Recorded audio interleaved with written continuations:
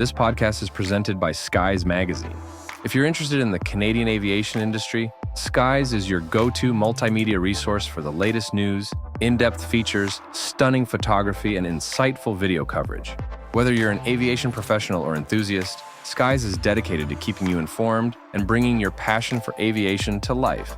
Visit skiesmag.com to learn more and subscribe to stay updated on all things Canadian aviation.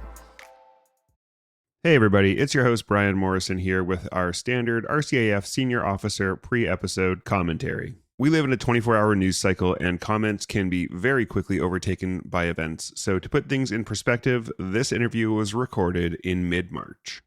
Fuel and ignition switches on. RPM switches set. TD switches normal. Doors and hatches closed. Lay down. Strobe light on. Restart check is complete. Clear left. Engineers, start number 2. Starting 2.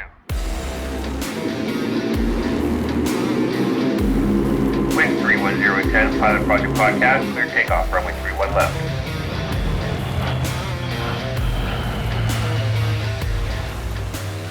All right, we're ready for departure here at the Pilot Project Podcast, the best source for stories and advice from RCAF and mission aviation pilots, brought to you by Skies Magazine. I'm your host, Brian Morrison. With me today is a very special guest, the commander of the RCAF, Lieutenant General Eric Kenny. Eric, welcome to the show. I'm glad we were able to put this together. Thanks, Brian. Thanks for giving me this opportunity. Yeah, and I have to say, it's kind of funny having just got out in July to call you Eric. Every fiber of my being is trying to make me call you sir. So it is my name. So please no. Yeah. And like I said at the very beginning, this is a really unique opportunity, right? To be able to answer your question and other people's questions and speak a little bit about the Royal Canadian Air Force, which is what I love doing. Awesome. Today, we will be talking about Eric's career leading up to his time as the commander of the RCAF. But before we get into that, let's go through Eric's bio. Lieutenant General Eric Kenny joined the Canadian Armed Forces in 1989 and graduated from the Royal Military College of Canada, or RMC, in Kingston with a degree in computer engineering. He completed pilot training at 15 Wing Moose Jaw in 1995 and was selected to fly the CF-188 Hornet. Following F-18 training, he served as an F-18 line and instructor pilot and flight supervisor at 433 and 410 Tactical Fighter Squadrons, or TFS, in 3-Wing Bagotville and 4-Wing Cold Lake. Lieutenant General Kenny has held a number of command positions, including Commanding Officer of 409 Tactical Fighter Squadron in Cold Lake, Commander of 4-Wing Cold Lake, and Commander of 1 Canadian Air Division and Canadian NORAD region in Winnipeg. His staff tours consist of Deputy Wing Operations Officer at 4-Wing, A3 Fighter at 1 CAD Headquarters in Winnipeg, Director Air Force Readiness at RCAF HQ in Ottawa, and Deputy Director J7 at NORAD United States Northern Command, or US Northcom, Headquarters in Colorado. As a Brigadier General, he held the positions of Deputy Commander Force Generation at 1 CAD in Winnipeg, and subsequently as Director General Air Readiness at RCAF Headquarters in Ottawa. Lieutenant General Kenny has deployed numerous times and participated in multiple operations. He deployed twice to Aviano, Italy, to participate in Operation Echo in Bosnia and Operation Allied Force in Kosovo, where he took part in combat missions, and he was the Deputy Director of the Air Operations Control Center at the International Security Assistance Force HQ in Afghanistan. His deployed command tours include Task Force Commander for Operation Ignition in Iceland, Detachment Commander of the CF-18s CC-130H Hercules and CC-150 Polaris in Trapani, Italy, where he took part in combat missions for Operation Mobile in Libya, Commander Air Component Coordination Element in Poggio Renatico, Italy, also for Operation Mobile, and Commander of Roto Zero Air Task Force Iraq for Operation Impact. Throughout his career, Lieutenant General Kenny has accumulated 2,900 flying hours, 2,200 of them in the CF-188. He is a graduate of the NATO Tactical Leadership Program, Fighter Weapons Instructor Course, Canadian Forces College Joint Command and Staff Program, United States Air Force, or USAF Air War College, USAF Combined Force Air Component Commander Course, US Capstone Course, and has a Master of Defense Studies from RMC. He was promoted to Lieutenant General in August of 2022 and appointed Commander of the RCAF on August 12, 2022. So let's start with your early days. What inspired you to pursue aviation as a career? I wouldn't say that I started early on in terms of wanting to be in aviation, but I lived amongst it. My dad was in the Royal Canadian Air Force. He was a pilot, and my grandfather was a pilot within the Royal Canadian Air Force. He joined in the Second World War, flew Catalina, stayed in after the Second World War, and eventually would rise up to the rank of group captain that we had at the time and command Goose Bay back when it was an American bomber base with Canadians there. So growing up across Canada, I lived in Germany for many years with my parents, my dad being in the military. I saw jets and aircraft flying every single day. That, of course, had an effect on me. I didn't join the Air Cadets. I was in scouting as I went up. But ultimately, it was the desire to want to serve. But at the same time, I applied for a whole bunch of universities, and one of them was a military college. Okay, so your desire to serve was combined with your desire to maybe pursue aviation. Yeah. So I applied to many universities. I was at an American high school living in Germany at the time. And so I applied to some American universities and some Canadian universities. And because this was a transition between grade 12 and 13, for those that would know that history decades ago, getting into some of the Canadian universities, in particular in Ontario, was challenging to go from a US-based system. So I applied to Collège Militaire Royal de Saint-Jean in Quebec, and I got accepted. And with that, you had to pick a trade. And so I picked Air Force, and I asked for air crew, specifically pilot. And that's how I was enrolled. Okay.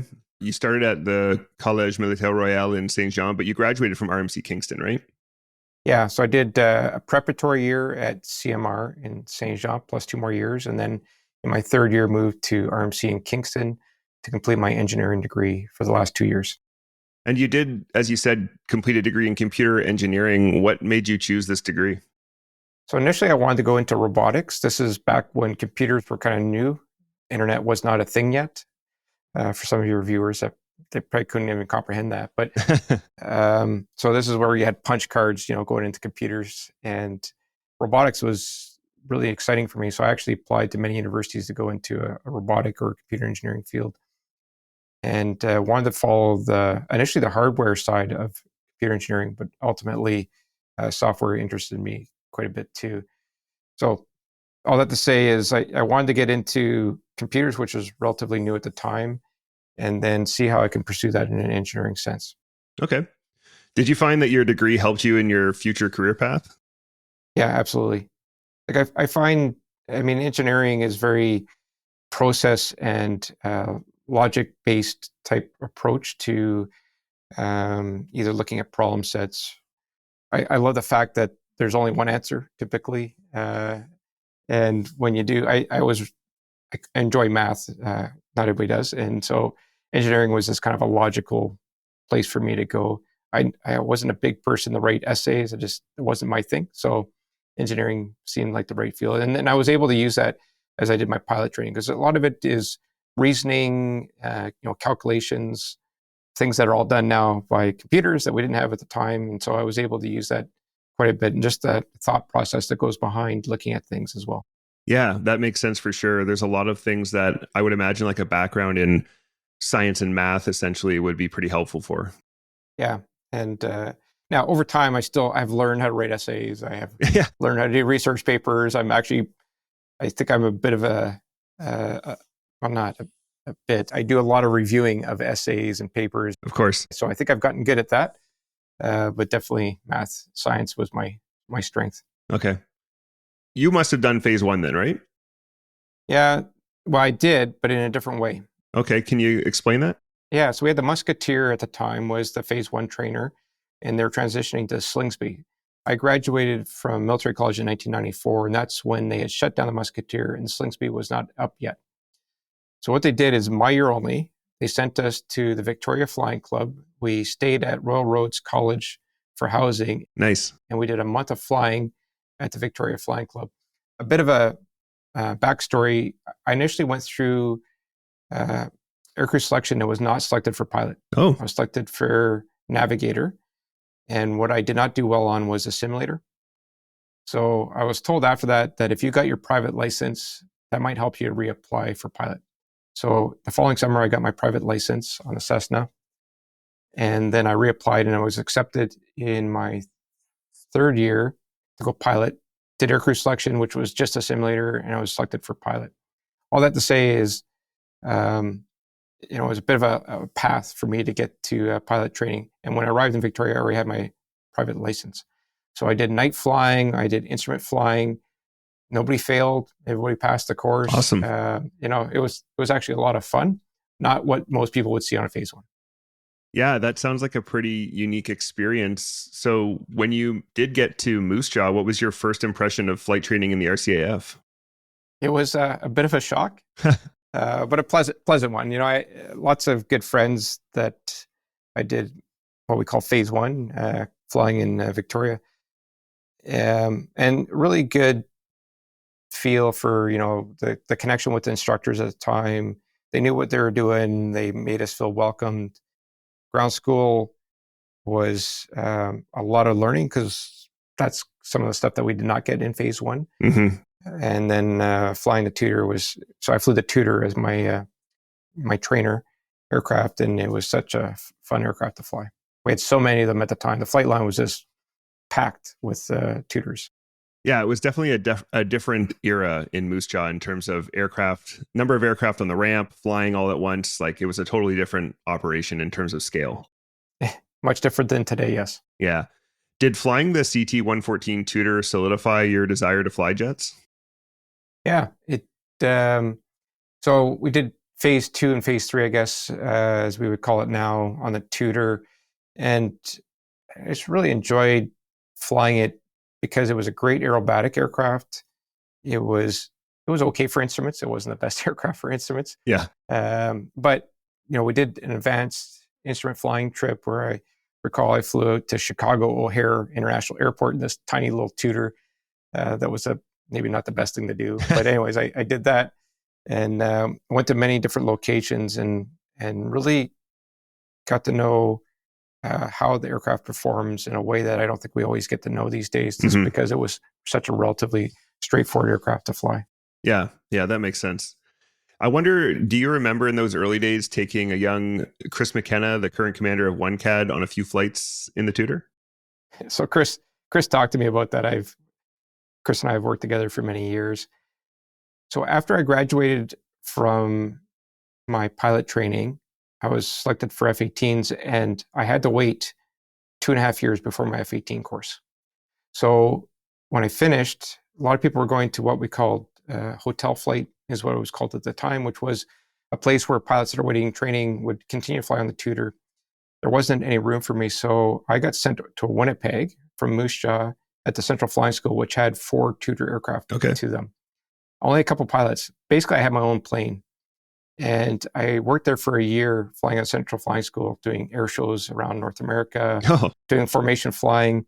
And Chris McKenna was there on OJT, and he was one of the people that I flew. I flew so many people over that 1 year period before I was eventually posted to Cold Lake to do a staff tour for a year while waiting for my F-18 course. So yeah, he reminds me about it. It's in my logbook.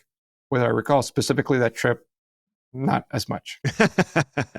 That sounds like a pretty sweet way to spend a year, though, going to air shows all around North America. It was one of the better years of my life. Yeah. It's, because I would often bring people that were not pilots with me, or at least not qualified on the Tutor. I'd always usually fly with somebody from the Central Flying School. And I just learned so much about instrument flying. I went to major international airports throughout the US in particular and in Canada. So it wasn't just the air show. It was the learning from doing cross-country trips all the way down to Florida, all the way to California in a Tutor aircraft that only can go so far in each hop. And it made me really comfortable with, being the aircraft captain, flying and operating, and then fixing it when it got broken, or working at MRPs and so on. Well, nothing solidifies your skills and your familiarity with an aircraft like taking it on the road, having those decision-making experiences, dealing with problems as they arise. Like, that's what really shapes you as a pilot, right? I absolutely agree. Yeah. So, as we've said, after completing pilot training at 15 Wing Moose Jaw in 1995, you were selected to fly the CF-188 Hornet. Normally, we ask if this was what you wanted, but I don't think too many people go to jets who don't want it, do they? I don't think so. I'm not going to speak on behalf of everybody, but there was several people in my course I know that wanted to go F-18s. We were allocated only one slot, and for me, it's what I always wanted once I became a pilot, or got selected to be a pilot, and so I very much was excited about going the F-18 route. How did you find the F-18 after flying the Tutor? Obviously, much different. Yeah. The F-18 it's actually a relatively straightforward aircraft to fly. There's a lot of ground school, a lot of aircraft operating instructions, AOIs that you guys study. But at the end of the day, the aircraft itself is straightforward to fly.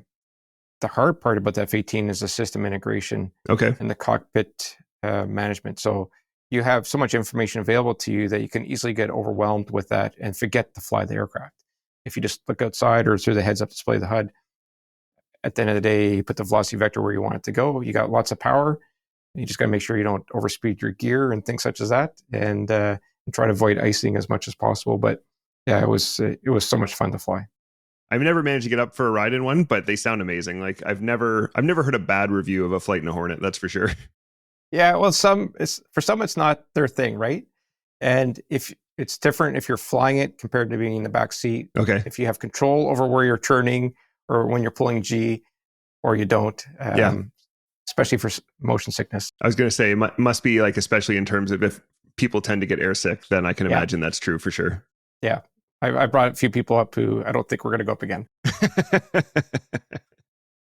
After qualifying as a line pilot and doing your various upgrades, you were eventually an instructor pilot on the F-18.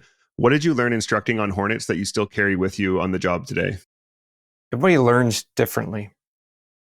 So it took me a while because for me, as I mentioned a little bit earlier, I kind of logic-based and spent a lot of time understanding things.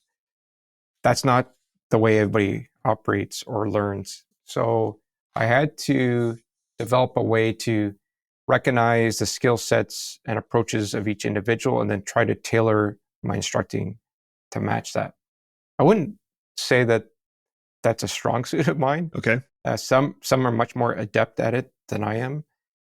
But by doing that, it's really given me an ability to think differently and to approach people differently. Yeah. I think those soft skills are some of the most challenging skills that we encounter as pilots, whether you're talking about leadership or mentorship or instructing. The hands and feet, the procedures, emergencies, all that stuff, you can just about memorize all that stuff and kind of perform it by rote after enough repetition. But those skills with the people skills, I think are actually the skills that take the longest to master. And some people seem to be naturals at it. And for others, like myself, I find that it takes a lot more work. Yeah, I agree. Somebody might be natural in hands and feet and flying an aircraft. And so you get comfortable doing instructional trips with them. And all of a sudden there's a task or a mission where they just aren't able to do it for some reason. And then you got to reflect, okay, what's changed? Is it because we've introduced something new, or maybe I didn't teach it properly? So yeah, having those people skills to be able to assess the situation and ultimately to make them a better pilot. Mm-hmm. Yeah, I really admire those peers of mine that I've seen in the past that just seem to be naturals at, especially the mentorship stuff, I think is a very challenging skill to master. And it's really cool to work with someone who's got that down. I agree. So I'm really interested in hearing your thoughts on this. Eventually, you attended the Fighter Weapons Instructor Course, which is essentially Canada's Top Gun course. How did that change how you conducted yourself as a fighter pilot? That was an intense course. So at the time, it was a 3-month course. I was in Baggville, and it was all done in Cold Lake. So I was there for 3 months on TD. Probably about a year's worth of lead-up training to be ready to do the Fighter Weapons Instructor Course. And then a very, very intense course, the way it was run at the time. Mm-hmm. And lots of ground school, lots of incredible flying, not only Cold Lake, but we deployed to other places in the States as well. And it really allowed me to focus on the weapon system and understand explicitly how each portion of that weapon system worked. So how the air-to-air missiles, air-ground weapons, how the electronic warfare and the defensive system worked. Not only how it works, but how you can teach others how it works and then provide advice as a tactician to your squadron or to the fighter force to make you the best and most lethal capability that we can employ. And where we can't, make sure you provide that advice for what we need to do to either upgrade or replace specific systems. So I walked away learning a tremendous amount. It probably took me at least another year after the course before I really felt comfortable with everything that I had learned and now processed and really started to get back to the squadron that I was on. So it sounds like, I feel like from, my experience with Top Gun is the movies, which obviously is Hollywood. But my understanding kind of was that the purpose of these courses is to turn you into the most lethal fighter pilot possible. But it sounds like on top of that, a big part of it is turning you into a mentor within the fighter community. That's exactly it.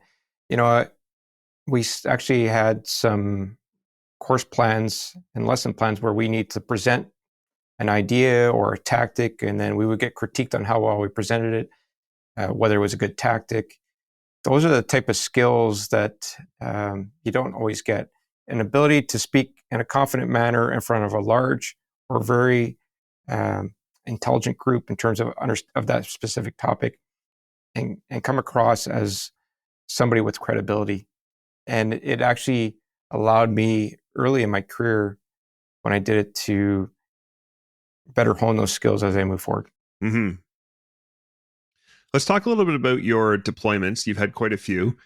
You deployed twice to Aviano, Italy, once for Operation Echo in Bosnia and once for Operation Allied Force in Kosovo. Can you tell us what the overall mission of the fighter force was in Bosnia? The deployment over Bosnia was relatively short notice. I was just arriving at the squadron when it occurred, and initially it was going to be about 3 months long. So I was worried I was going to miss it. Yeah. It turned out to be extended, and it was straightforward. We were working. We're flying over Bosnia to do close air support, and at the time we were working with what's called forward air controllers, now called JTACs, Joint Terminal Attack Controllers. Now, before it used to be forward air controllers. And so it'd be Canadians or other nationalities that were on the ground, and we would practice our procedures just in case they needed to call in a strike if there was something happening on the ground.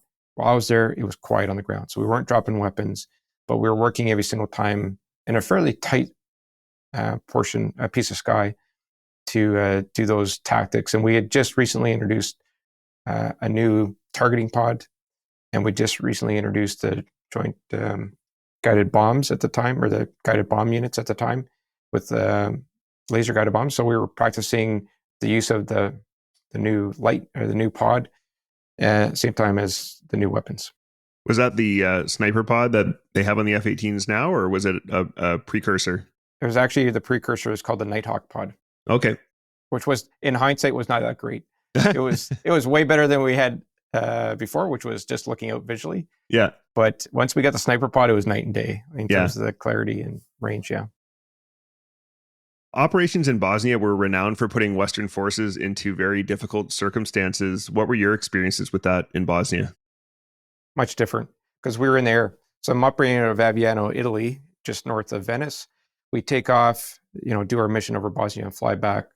At the time, there's no direct threat to us, and we weren't dropping any weapons. So somebody that was on the ground in Bosnia had a much different experience to us.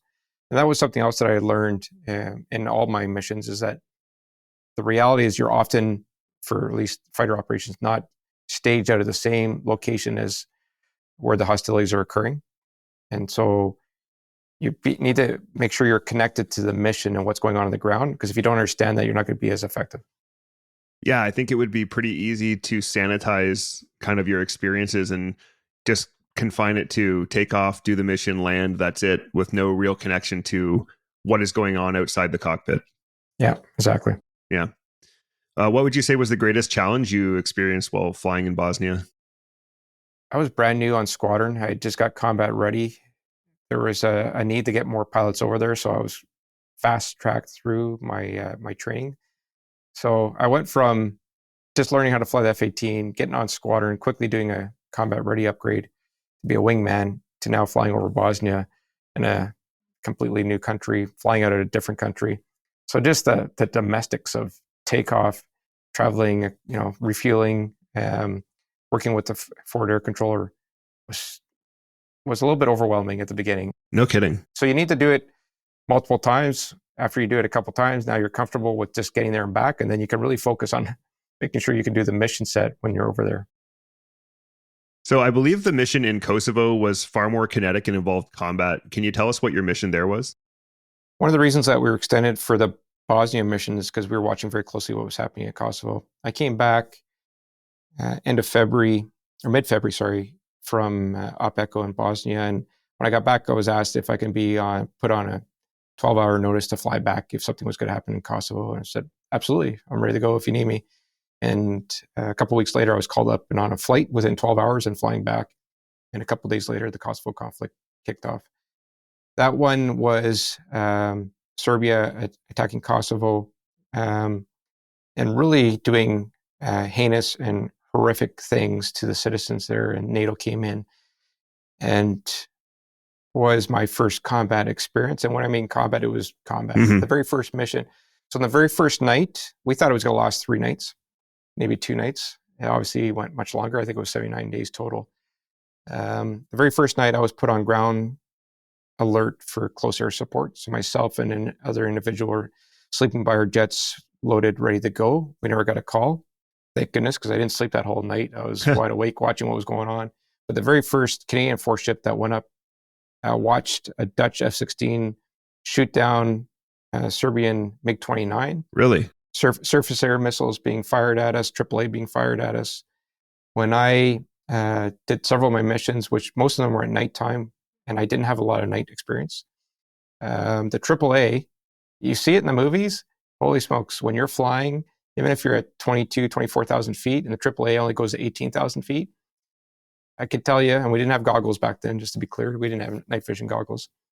It felt like the AAA was going way above me. Yeah. And you have to do a couple missions before you start feeling comfortable, and you probably should never feel overly comfortable. Mm-hmm. So I was able to I ended up doing 6 missions total, dropping weapons there and in different locations. And I was very proud to have been part of that. At the end of the day, we were able to resolve that after the air war.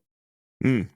That sounds really intense. What was your most exciting experience during operations in Kosovo?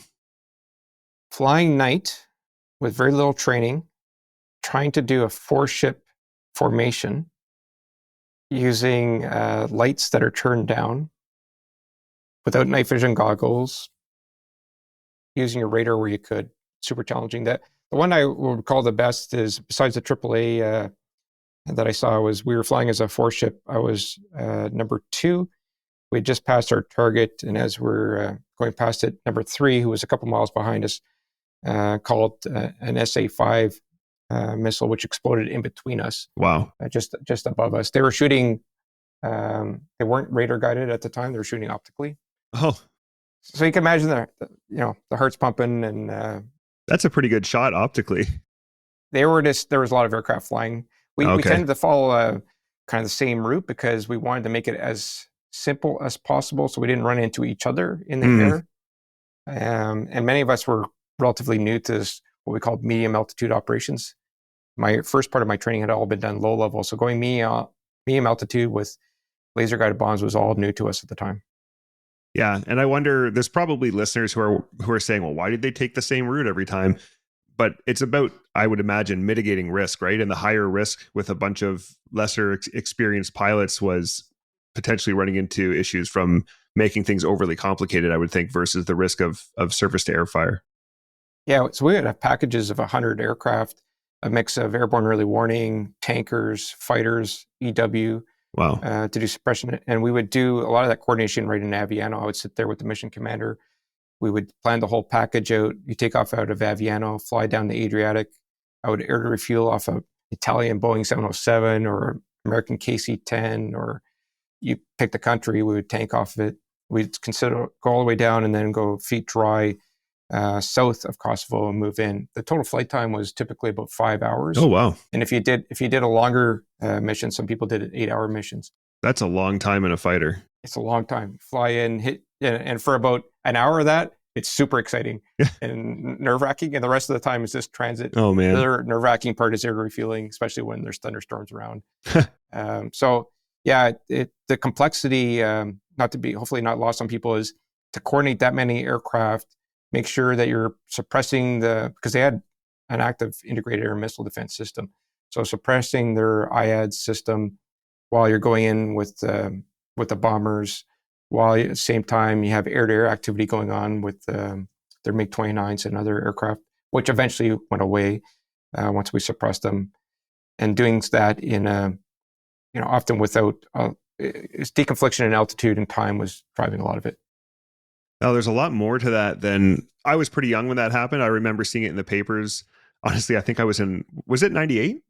It was 99. 99? I think I was in grade 6, but I remember hearing about it, and I remember hearing about it as more of a bombing campaign. So I didn't realize there was that there was air to air and surface to air and all these threats involved in this conflict.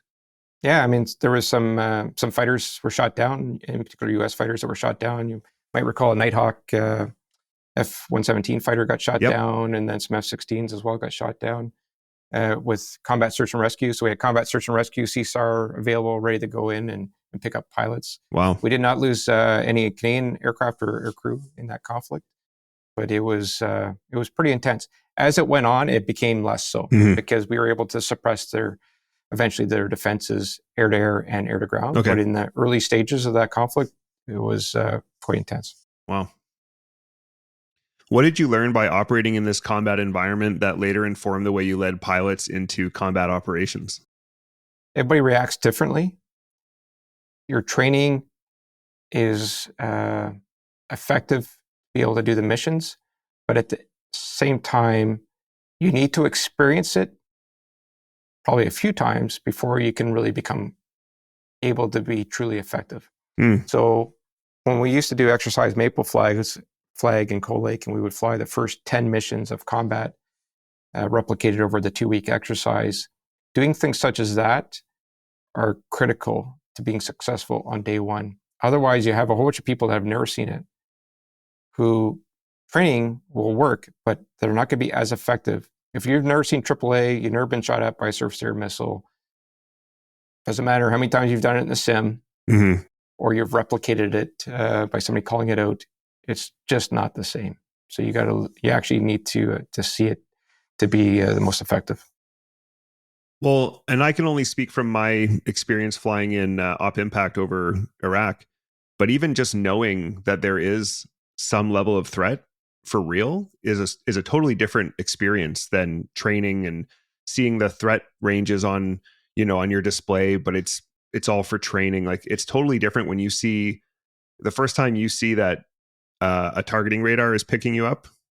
It's like real world is a totally different feeling. I absolutely agree. Yeah. So you also deployed to Afghanistan, where you were the Deputy Director of the Air Operations Control Center at the International Security Assistance Force HQ in Afghanistan. Can you briefly outline what your job there involved? So I worked for an American colonel. Our role was in the Joint Operations Center. There was an air section within the Joint Operations Center, and that was the Joint Operations Center for the commander of ISAF, which at the time was General McChrystal, who came in, American 4-star. And our role was to coordinate all air requirements and allocations for Afghanistan on behalf of the Combined Air Operations Center, the CAOC, in LUD. Because LUD at the time had multiple theaters that they're servicing, and they not delegated, but they left it to us to do that coordination. So we would work with each of the different regions within Afghanistan to gather their air requirements. We would then prioritize them based on the commander of ISAF's priorities and feed that back to the CFAC in LUD, and then they would apportion us the assets.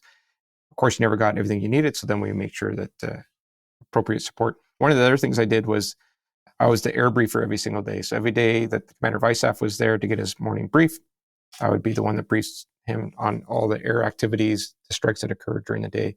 And that was interesting because General McChrystal came in with a plan to really connect with the population and reduce civilian casualties, of course, which is what we want. But he would use every strike that we did as an opportunity to reinforce how he didn't think we should be doing strikes. Oh. And because I was the one briefing it, he asked me to explain every single strike in great detail and asked why the ground commander called in the strike and why the aircraft commander agreed to do it. And I would have these joint task force commanders, regional commanders, usually 2 or 3 stars. I was a lieutenant colonel, listening to me describe the situation in their region and talking about what their ground controller had authorized for a strike. But I would take pretty much the heat for doing that strike. So it was an interesting dynamic. I learned so much, and I worked with many NATO nations. That's a difficult position to be put in as a lieutenant colonel. I would say that we go back to Fighter Weapons Instructor Course, and some of these other things I've done help, I guess, provide me some of the skill sets that would help me in those situations. Yeah, I can imagine. What were the biggest challenges you faced coordinating air operations in a complex environment like Afghanistan? It was understanding the written and unwritten caveats of all the different nations and what they would accept, what the level of risk acceptance was amongst different nations as well. Mm-hmm. And then trying to be the go-between with the CAOC and then the requirements.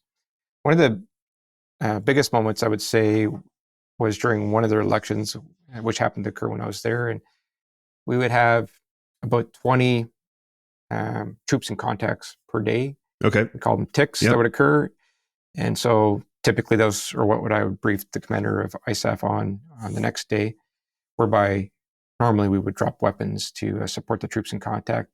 On the day we did the election, there was 80 of them.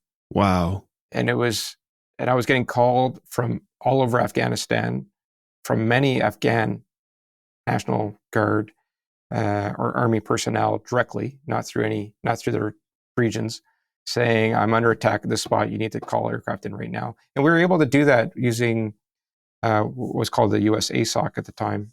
And they were able to quickly shift and send a fighter over or send whatever asset was available to go over there. And it just showed the agility of air power. In my mind, that solidified how quickly we could react to a situation on the ground. And sometimes it was just presence. The fact that there's something there made people feel more confident. They probably weren't always in a troops in contact situation, but they felt like they were. Okay. But seeing that aircraft overhead really allowed them to feel much more confident. And sometimes the adversaries also went away. Yeah. You talk about the agility of air power. That's pretty amazing that if you were normally expecting 20 ticks in a day to go to 4 times that at 80 and still be able to support everyone. That's pretty incredible. Yeah. Felt like it was the longest day. No doubt. I had when I was there, but at the same time, it was the most satisfying. Yeah. What lessons learned from the Afghanistan mission will shape the Air Force's approach to future operations in conflict zones? So that was a counterinsurgency. And the reality is we went from the Cold War to, going over Gulf War I and then Kosovo to counterinsurgency for 20 years. Mm-hmm. And we just assumed that's the way it's always going to be going forward. We assumed we would always have air superiority, that we would have unlimited access and not be threatened in different locations. So we learned in a very positive way how to do counterinsurgency and provide best effects. That's why we got our Chinooks. That's why we got our C-130Js and C-17s, was because of that specific one. And we rented or leased some Chinooks, and then eventually bought our own Chinooks. So we were really good at counterinsurgency by the end of the Afghanistan war, and we assumed that that's where we're going forward. And we have shaped our current Air Force and our current military because of what we saw 10 years ago. Of course, now we recognize that that's not necessarily the case anymore, and so we're trying to modify that. Yeah, and we'll talk more about that later in the interview, and possibly in part 2 about kind of where we're heading with current challenges and threats. So you took part in combat missions for Op Mobile in Libya. During this, you were the detachment commander for the F-18s Hercules and CC-150 Polaris in Tripoli, Italy. What were your roles and responsibilities there? This is about 2 months into Operation Mobile. My good friend at the time, Lieutenant Colonel Sylvain Gogo, is his call sign, Menard, who was commanding officer of 425 Squadron, was the first one to go in. He did the Roto Zero into Trapani with F-18s, and he brought the tankers, which weren't supposed to stay, the Airbus tankers, which weren't supposed to stay, but then they did. And they started the initial strike missions into Libya. I came in 2 months later, which was always the plan, and then we were going to stay, my squadron was staying for 6 months, and then we're going to set up a 6-month rotation. So he went in with his squadron for 2 months because it was such short notice, like literally days notice. Wow. And then we came in for a 6-month deployment. while I was there, one of the Airbuses had to go back to do its long-term maintenance. So that's when we brought in the Herc tankers, which ended up doing other things outside of Herc tanking. Yeah, of They course. flew the Minister of Foreign Affairs into Libya to meet with some of the forces that were trying to overturn Gaddafi at the time. So it was a tremendous opportunity to not only do F-18 missions and lead my squadron at the time for those that went over, but also to really understand how tanker operations work and to command the Airbus and the Herc detachment when they came in. And if you were to ask me of all my deployments, what was the highlight? That was the highlight. That deployment was the highlight for me because I felt like it was all those things that we talked about before had led me to that point to be ready to be a part of that. Did you find it was difficult to balance flying in a combat zone while also commanding several detachments of aircraft? Yes. I got my crew rest whenever I was flying, and I flew quite a bit. But it was challenging because I was flying at nighttime, flying during the daytime. The schedule was pretty fluid. Sometimes as the package commander, mission commander, with multiple nations involved to do strike operations within Libya. So I had a lot of energy and I got my sleep, but I tell you that to manage the day-to-day personnel and the detachment effectively while also trying to do the combat missions can really weigh on you. But when you do a mission like that, everybody is absolutely focused on the mission. There's very few distractions or other things going on that you would see day to day back home, in particular in a training environment. So everybody's very motivated to be there. They're energized by what they're doing, contributing. And so the amount of time required to make sure things were going well there was not as much as you would see back home, which afforded me an opportunity to do some flying too. Yeah. I mean, I experienced that as well during my tours. It's just a different world when you're in the combat zone, when you're in an operational flying capacity. Like you said, there's just less noise. You're able to focus on the mission and make that your priority. And that's basically what everyone around you is doing too. So everyone's got that focus. Absolutely. It must have been pretty cool to command a diverse group of aircraft in a combat environment, though.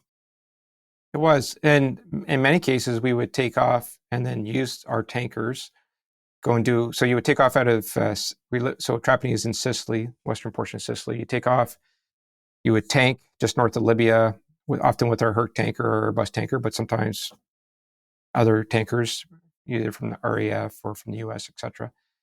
You would fly into Libya. We did different types of mission. Some missions where we're just doing reconnaissance effectively, and if we find some artillery or personnel shooting at populated areas, then we get authorization right there to strike them and stop them from doing that. Or other times we went after ammo depots or after deliberate targets. So you do that mission set, sometimes go back and tank multiple times, and then eventually fly home. So missions would be 4 to 8 hours, depending on what you're doing on that particular day. And we dropped a lot of weapons while we were there as well. Yeah, that was just before my time on the Aurora, but I know that was a very kinetic mission set. I had heard a lot of stories about it from my peers on the Aurora squadrons and at 405 squadron. So I heard it was quite something. Yeah, so I didn't command the Auroras, but we worked directly with them. And so once they got over land, because initially they were over water, as you know, and then they went over land. And so we would coordinate directly with them. We had put some of our JTACs into the back with them. Oh, we had a JTAC in the back working with the TACO, working with the sensor operator to then talk us on or others onto targets as we're moving forward, getting approval. So we were doing true integration across Air Force, our tankers, our Aurora, our fighters, and then with allies as well. That's awesome. And that's what's cool is especially after chatting with Chris McKenna, that's something we're going to be able to do more and more in the future, which we can talk a bit more about later. Yeah. So you did a second tour for Op Mobile as the Commander Air Component Coordination Element in Poggio Renatico, Italy. What did your job involve in this tour, and what was the biggest challenge you had to overcome in that role? The Combined Forces Air Component Commander, Lieutenant General Jodis, U.S. 3-star. He was the CFAC for Operation Unified Protector, which was the NATO operation overall, commanded by Canadian General Bouchard. So his CAOC that he used was in Poggio Renatico, which is where I was. And so each nation had a senior national rep, which was me in this particular case. We had a whole bunch of Canadians that were working as embeds within the CAOC because it was a NATO fill. We had some that were one way. We provided them there because we needed them there to help coordinate our activities as well. My job was to be the liaison with General Jodas, the CFAC, to make sure Canada's interests were being met. At the same time, my job was to be the Canadian red card holder. So any targets that were approved for strike by NATO had to be approved individually by nations. Just because NATO has approved the target doesn't mean Canada will strike that target. Right. So as a red card holder, I would have a board with my LEGAD and ops, and we would run a board and we would determine whether Canada wanted to strike that target. That was a unique role because you don't actually report to the Joint Task Force commander who was there in theater. I reported directly to the Chief of Defense Staff as the Canadian red card holder. Okay. Separate from that, as a senior rep on the ground and as the air coordination element, I was also, for the Joint Task Force commander, the Canadian that would speak to the CFAC about apportionment of assets and best use of our air power that we're providing. Okay. You were the commander of the Air Task Force Iraq for Roto Zero of Operation Impact. For listeners, Roto Zero is the first rotation, the one where everyone is still feeling out what is required and setting up things for follow-on rotations. What was the biggest challenge of setting up the Air Task Force on Roto Zero? Each Roto Zero is different. Each one is challenging and exciting. As seems to happen often, we didn't have a lot of notice for this deployment. I had just taken over as the 4-wing Cold Lake wing commander in April, and in September, I got a call from the Air Division commander saying, hey, this thing is happening over in Iraq and Syria. Canada may want to commit. If we do, I'm looking at you as a potential Air Task Force commander. But he said, I also am looking at one other individual. So I'll let you know. Okay. I asked him, should I start preparing? Because I haven't done my 9mm training. I haven't done my CBRNN. And he goes, I leave it to you to decide. 2 weeks later, we're having a conference in Winnipeg, our commander's training session. And just before that, he says, I think we're going to do a recce the week of this training session in Winnipeg. So I said, am I doing the recce and should I be training? He said, I leave it to you. I started my training. I think I did gas at 9mm and a whole bunch of quals within 2 days. And first aid. And then I went to Winnipeg. He said, don't worry, if there's a recce, you're not going to go. We finished the meeting on Wednesday. I got to the airport to fly back to Cold Lake. And he called me at the airport and says, we're going with a recce. You're doing it. You're leaving tomorrow. Oh, wow. And I said, am I going to come back from theater when this occurs? And he goes, I don't know. You might stay there for 6 months. So needless to say, it was an interesting discussion with my family. No kidding. I got home. They packed my bag for me. And when I got home, I picked up my bag and then drove back to the airport and flew, not knowing if I was going to come back. I did the recce for a week and a half. And then I flew back for 2 weeks and then was deployed for 6 months. Mm-hmm. So all that to say, it happened very quickly. On the ground, I was with a whole group of people who were there strictly for the recce, and they were all looking at me as to what I want, how I want to set up their task force. 3 different locations. What's the command and control? You're going off very little sleep because of the jet lag. So it was a bit of a stressful time. At the end of the day, all those things I've done in the past that we just talked about made me very comfortable with the decisions that needed to be made about basing location, what type of risk we would accept, how we can best sustain the force, what type of targets we might want to go after. And so I was able to feed that back through the recce and then kind of lead it during Roto Zero. But there was just so much going on. We arrived at a base that had nothing. Like it was a desert. There were some Marines there. There was no infrastructure. We built our tents, which was our headquarters and our sleeping quarters. There's no Wi-Fi. There was nowhere to get a haircut. There was nowhere to go shopping. Like the Marines offered free haircuts. So it was it was interesting. And then by the time the 6 months was done, we had so much infrastructure built up and much more comfortable for Roto 1. Yeah. The difference. So I was on Roto 0 and on Roto 1, and the difference was night and day. It was crazy. Even through Roto 0, things built up. And obviously, being on the Aurora, we were in Camp Canada in LEL Salem.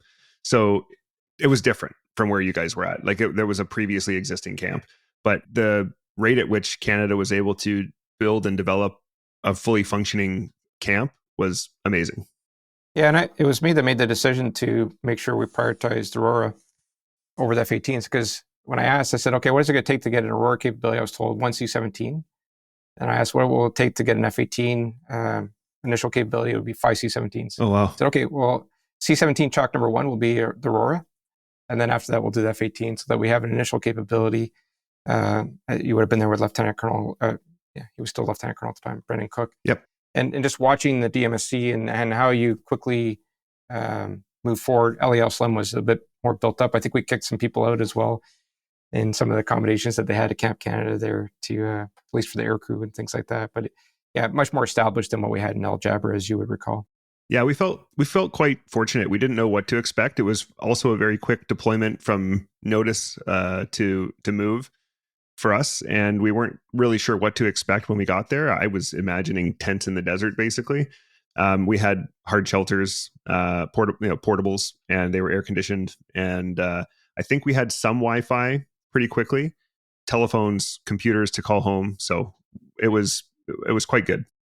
Yeah, with LEL Slim there, with the Camp Canada or Canada House set up and everything, it was a good spot to fall onto. Although, like I said, we had to remove some people that had been there for quite a while to privilege others. Yeah. And I went back there many years later, and it was, every year was so much different than the previous year. Yeah. The mission for Op Impact was very clear for the ATF, at least from my perspective flying the missions: find and kill ISIS. Did you find that any of your pilots or crew struggled with the realities of that mission or the inherent risks? And if so, how did you deal with that? Yep. You would recall, in particular on the Aurora side. So this goes back to understanding the threat and training within the threats. And there was a ground threat to aircraft, as you would recall. So what's the level of risk we're willing to accept to maximize the Aurora's capabilities in terms of altitude it's going to fly at, while minimizing the risk? And a lot of discussions to make sure that people truly understand that even if a AAA can go up to 17,000 feet, that's a straight shot. It doesn't mean it's going to go up to 17,000 feet.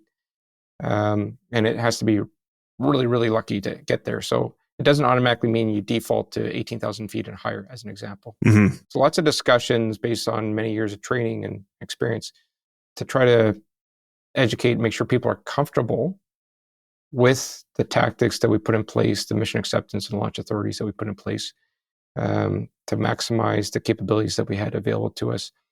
And then trying to establish a battle rhythm where you normalize combat operations.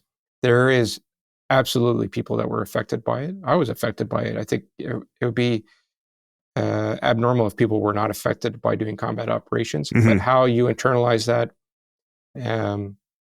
is different for each person. I have friends who have been impacted by missions that they've done, either combat or operations or not. And some of them were from that particular operation and what they saw. Yeah, I know one thing I learned from that tour, or those tours, was it affects everybody differently.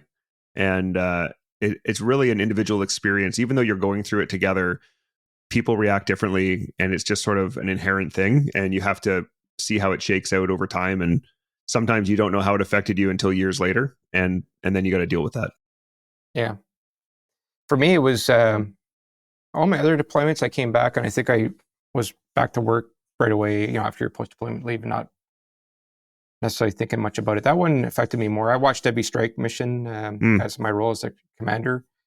And I think because of how quick it happened, as well as my position back at the wing, my family would tell you that I was not the same person when I came back. And it took me many, many months to kind of get back to what would be viewed as more normal in terms of how I would react. And so that is the case for many, many people. Yeah, totally agree. Did you find that it was challenging to command an air task force that was operating out of, by my count, 3 different airports in Kuwait rather than having them all at a centralized location? I was initially hoping to have all the assets in one location as part of my recce, but I quickly realized that the Airbus was not going to get into Al Salem or into Al Jaber, and then it made sense to be at the international airport. And the fighters were not going to fit either in Al Salem. So we had to disperse the forces. At the end of the day, having all the members actually sleep at 2 locations but operate out of 3 locations was helpful. I did a lot of travel between all 3 locations, many times daily, to go and visit folks. But because of video teleconference, voice, and the fact that we have incredible leaders and aviators, at the end of the day, it was not hard to do and very common, as you see with coalition operations around the world, in particular air operations, whereby assets are dispersed, yet they meet in the air and they're able to accomplish their mission. Yeah, it's the nature of the business. Yeah. So you've held a number of command positions, including commanding officer of 409 Tactical Fighter Squadron in Cold Lake, commander of 4-Wing Cold Lake, and commander of 1CAD in the Canadian NORAD region, amongst the many other jobs that the commander of 1CAD does. How did these roles prepare you for your current role as the commander of the RCAF? One of the roles I filled as a 1-star was Deputy Commander of Force Generation at 1 Canadian Air Division. That's probably where I got to know the Air Force the most, because I was responsible for the readiness of all the capabilities that we have, where I got to learn every single unit, what the composition of the unit was, what the mission of that unit is. And plus my time as a wing commander, understanding the roles of a wing. 1CAD puts all that in a larger perspective. Now, stepping into the Air Force, what it gave me was a real sense of what our role responsibilities are and how our aviators and families operate and what they need to support them. What I didn't have coming into this job was a lot of Ottawa time. I had spent some time as a colonel, some time as a 1-star, but not a tremendous amount compared to some others.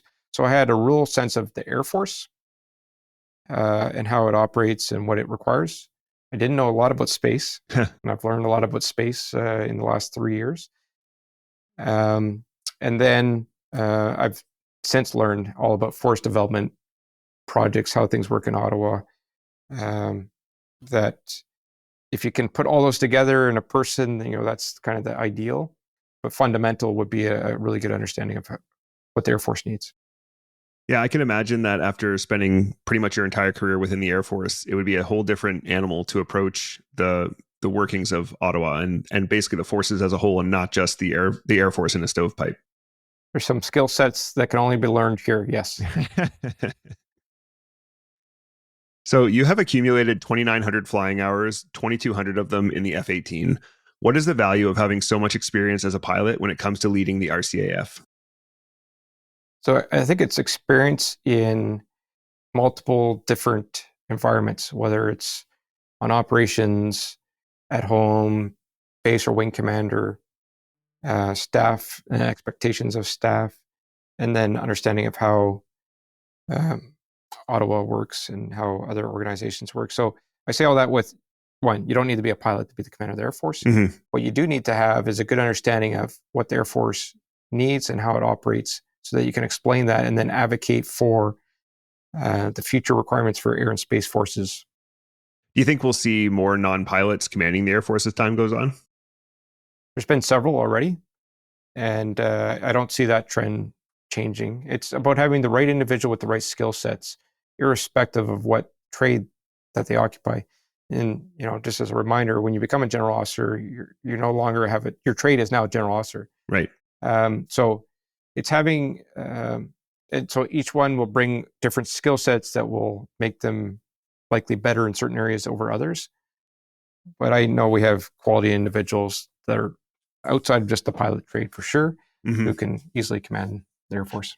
I would imagine that a big part of that job at that point becomes relying on your experts, right? You're standing on the shoulders of other people, basically, who are advising you and helping you do your job. Yeah, absolutely. Okay, Eric, that's going to do it for part 1 of our chat. I really enjoyed learning about your deployments and leadership experiences today, and I'm really looking forward to discussing your current role in the future of the RCAF when we return for part 2. Thanks for being here today. Thanks. Okay, that wraps up our chat with Lieutenant General Eric Kenny, looking back over the early part of his career leading up to now. Stay tuned for our next episode where we will sit down, talk about his current role as commander of the RCAF, as well as the RCAF itself, where we are currently, where we're going, what our threats and opportunities are, and who our adversaries may be. Then we'll take some questions from the audience. Do you have any questions or comments about anything you've heard in this show? Would you or someone you know make a great guest, or do you have a great idea for a show? You can reach out to us at thepilotprojectpodcast@gmail.com or on all social media at @podpilotproject.